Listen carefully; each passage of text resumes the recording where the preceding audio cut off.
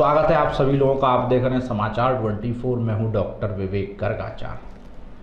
आज का पॉलिटिकल किस्सा शुरू कर देते हैं। कई दिन से आप सोच रहे होंगे कि हमने कोई भी सरकार में क्या चल रहा है इसको लेकर कोई भी वीडियो या स्टोरी क्यों नहीं चलाई है, क्योंकि हम खुद समझना चाह रहे हैं कि इस गेम में आखिर हो क्या रहा है। आज भी मेरा कोई स्टोरी करने का मन नहीं था, लेकिन कल से आज तक भारत के लगभग हर राज्य और इसके अलावा नेपाल, भूटान तक के लोगों के मेरे पास फोन आए। उन्होंने कहा उत्तर प्रदेश में चल क्या रहा है। मैंने कहा इतने सारे चैनल्स, अखबार हैं। तो वो लोग बोले सर आप बिके हुए नहीं हैं, आप सही खबरें दिखाएंगे। वो लोग कुछ भी नहीं दिखाते हैं। अब इसका एक मुजाहरा भर आपको दिखा देते हैं। अगर आज आपने अखबार पढ़ा है तो दैनिक जागरण की आपने फ्रंट पेज की स्टोरी पढ़ी होगी। उसमें जिस तरीके से तारीफों के पुल बांधे गए हैं उसको देखकर, उसको पढ़कर हर कोई अंदाजा लगा सकता है कि स्थिति है क्या। इसके समानांतर अगर आप दैनिक भास्कर भी पढ़ लीजिए तो वही चीज़ है। अमर उजाला भी पढ़ लीजिए, हिंदुस्तान भी पढ़ लीजिए, कोई भी हिंदी भाषी अखबार उठा के पढ़ लीजिए, उसने वही छापा है जो उत्तर प्रदेश सरकार की तरफ से पीआर किया गया था। अब आप सोच रहे होंगे ऐसा क्यों है। इसके साथ ही आप किसी भी चैनल को उठा के देख लीजिए, वो कुछ तो उठा पटक कह रहे हैं, कुछ कह रहे हैं उत्तर प्रदेश में योगी के नाम पर ही चुनाव होगा, योगी चाहेंगे वही होगा, और योगी की तारीफ में खूब कसीदे अखबार पढ़ रहे हैं। लेकिन प्रभु ये जनता है, ये सब कुछ जानती है। उन तमाम पत्रकारों से पूछूंगा क्या पत्रकारिता का काम ये है कि पीआर दे दिया जाए वही छाप दिया जाए? नहीं, पत्रकारों का काम है पानी को इकट्ठा होते ही पहचान लें कि पानी के अंदर है क्या। राधा मोहन सिंह कल लखनऊ आए, राज्यपाल से मिले, एक लिफाफा दिया, उसके बाद विधानसभा अध्यक्ष से मिले। आज एक हिंदी भाषी के प्रमुख अखबार ने छापा कि राधा मोहन सिंह शिष्टाचार भेंट करने गए थे यूपी के प्रभारी होने के नाते। कोई मुझे ये बताए कि किसी पार्टी का कोई प्रभारी का राज्यपाल से मतलब होता क्या है। अगर उसको मिलना है तो पार्टी के लोगों से मिले, ना कि राज्यपाल से।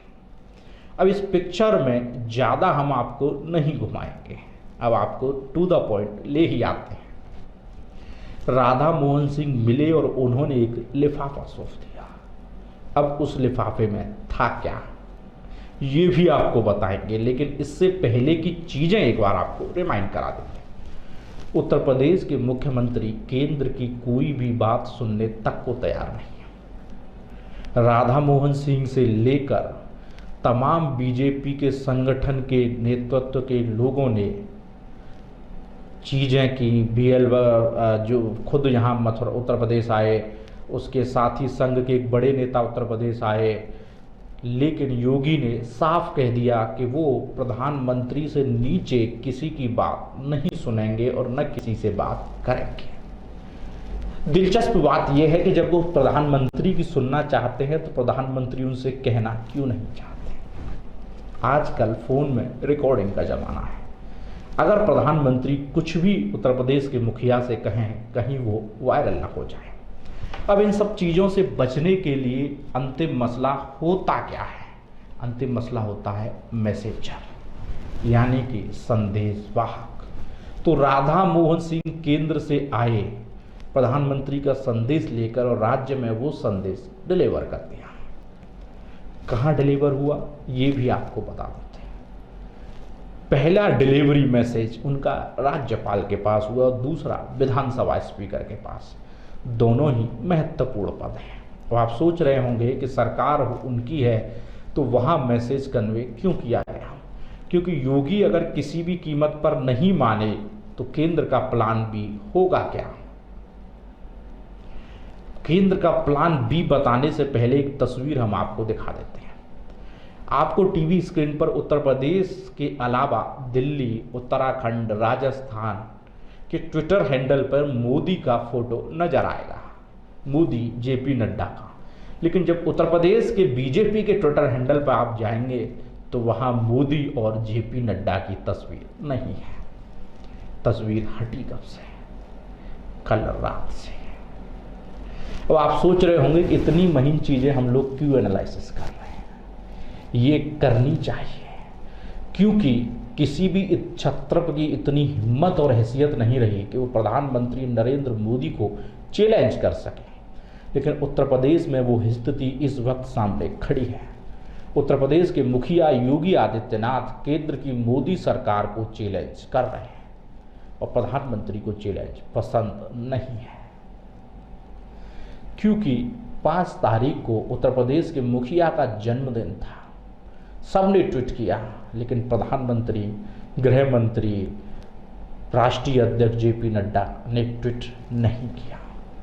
अगर उन्होंने ट्वीट नहीं किया तो योगी ने उनका जवाब दे दिया। ट्विटर से, उत्तर प्रदेश के ट्विटर हैंडल से उनका फोटो हटा दिया गया। ये तो रही ट्विटर की बात। अब बीजेपी के प्लान बी की भी चर्चा हम लोग कर लेते हैं कि प्लान बी है क्या। जो लिफाफा राधा मोहन सिंह ने राज्यपाल को सौंपा है, उस लिफाफे में 200 विधायकों के सिग्नेचर है। अब आप सोच रहे होंगे कि ये विधायकों के सिग्नेचर कब, कैसे और कहां हो गए।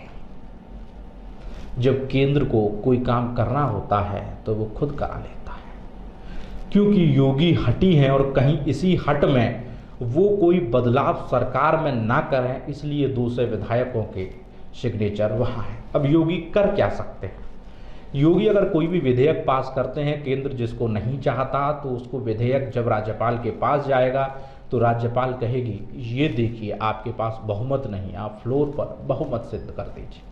या यूपी के मुखिया अगर उत्तर प्रदेश की विधानसभा को भंग करने की संस्तुति कर देते हैं, तो उस दौर में भी राज्यपाल के हाथ में पूरा गेम रहेगा। राज्यपाल कहेगी कि आपके पास बहुमत नहीं है। अगर यूपी के मुखिया किसी को भी मंत्री बनाना चाहते हैं और मंत्रिमंडल विस्तार करना चाहते हैं अपने लोगों के लिए, तो जब वो विस्तार की चिट्ठी देंगे तब भी राज्यपाल महोदय की तरफ से कहा जाएगा कि आपके पास मुख्यमंत्री बहुमत नहीं है। यही राज्यपाल का संवैधानिक दायरा भी है। अगर योगी कुछ भी करना चाहते हैं तो केंद्र ने उनके हाथ काट के रख दिए, और जब बहुमत सिद्ध करने की बारी आएगी तो सबसे ज्यादा रोल अहम राज्यपाल के बाद होगा विधानसभा स्पीकर का, और उन्हीं विधानसभा स्पीकर से राधा मोहन सिंह मिल गए हैं। हालांकि विधानसभा स्पीकर कहें कि साहित्य और धर्म की चर्चा हुई है, लेकिन चर्चा ये हुई है कि जब फ्लोर टेस्ट होगा तो योगी अल्पमत में आ जाएंगे, क्योंकि 200 विधायक योगी के खिलाफ पहले ही राज्यपाल के नाम चिट्ठी दे चुके हैं। तो अब योगी करेंगे क्या? योगी को हर हाल में या तो मोदी का आदेश मानना पड़ेगा, वरना कुर्सी योगी की जानी लगभग तय मानी जा रही है। और उत्तर प्रदेश में पिछली सरकार में भी हम लोगों ने देखा था कि अंत के 6 महीने में सरफुटब्बल हुआ था, और वही सरफुटब्बल उत्तर प्रदेश में अब होता दिख रहा है। और बात अगर हम आरएसएस के मोहन भागवत साहब की करें तो मोहन भागवत का आशीर्वाद योगी पर था, है नहीं, क्योंकि प्रधानमंत्री नरेंद्र मोदी शाखा से आने वाले पहले प्रधानमंत्री हैं। अब आप सोच रहे होंगे कि संघ से तो अटल बिहारी वाजपेयी भी थे, लेकिन वो संघ से ज़्यादा जनसंघ के थे।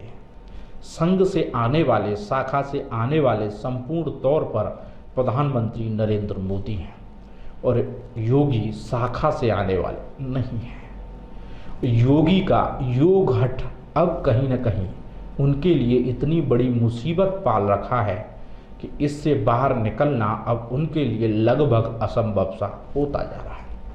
प्रधानमंत्री को अंदर खाने चैलेंज कर योगी आदित्यनाथ ने अपनी मुश्किलें लगातार बढ़ा ली हैं। मेरे सूत्रों का कहना यह है कि योगी आदित्यनाथ केंद्र के किसी भी मंत्री तक की नहीं सुनते हैं, और ना वो देश के गृह मंत्री का फोन रिसीव करते हैं। सूत्र तो ये भी बताते हैं कि पिछले 6 महीने से गृह मंत्री और उत्तर प्रदेश के मुखिया के बीच में कोई भी कन्वर्सेशन नहीं हुआ है। योगी आदित्यनाथ जिस तरीके से कोरोना काल में छुप कर बैठ गए, एक फर्जी रिपोर्ट बनाकर, उसको केंद्र भली भांति जानता है। और केंद्र को आईबी की एक गोपनीय रिपोर्ट ये भी पहुंची है कि योगी दल बदल सकते हैं, इसीलिए केंद्र ने प्लान बी पर काम शुरू कर दिया है।